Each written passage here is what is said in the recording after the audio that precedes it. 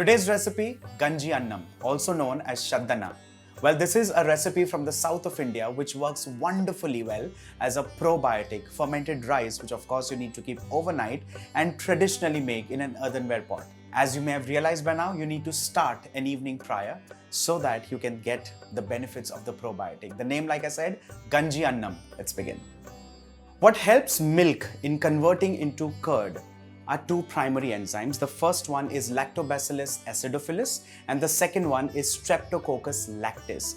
Now these of course are the primary enzymes, but otherwise there's a whole family of enzymes that come together in converting the milk to curd. So this is a classic lactic fermentation method or the lactic acid fermentation. And this eventually helps in creating this wonderful probiotic recipe. First things first, you need leftover rice. Now, because I do not have leftover rice, I'm going to begin with rice. Let's do that. Let's begin with 2 cups of water. And to this, let's add in 1 cup of washed short grain rice. We start cooking this on high flame. And once the water on the surface evaporates, we cover this and cook for around 3 to 4 more minutes. Off goes the flame. The next step is to cool the rice down completely. Once the rice cools, we begin mixing. Let's transfer this rice into an earthenware pot like so. And this, mind you, so far has no salt. Time to add in water. And along with this, lukewarm milk. Let's add in a dollop of curd. And now let's mix this well. While mixing, also ensure that you try to break all the lumps or at least as many lumps as you can. Once this is done, we add in 2 extremely critical ingredients, chopped red onions. Now onto this, of course, you can add in sliced onions, chopped onions, or literally quartered onions. If your pantry permits, you could also add in shallots. And finally, let's place in fresh green chilies slit.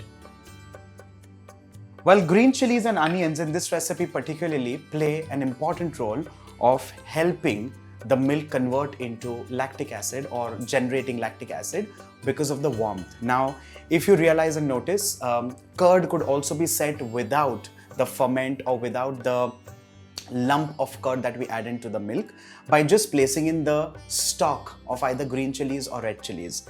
Now, onion plays an important role in this because that builds up the warmth or creates that environment for the bacteria to kind of flourish, and that eventually restores the intestinal flora when you eat this the next day, of course. So now the next step is to cover this and keep this in a warm place and wait overnight.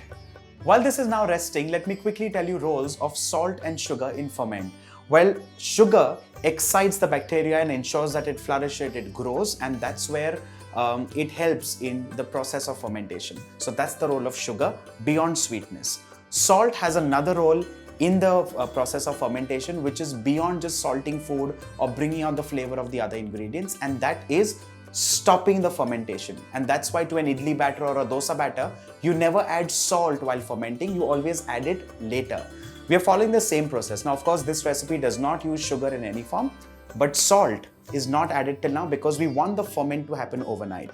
When you are ready to serve this food for breakfast generally, but you can have it through the day, you can have lunch, you can make an evening snack of it, you can even have a nice light dinner of curd rice. That's when you add in salt and you serve this with a dollop of pickle. As simple as that.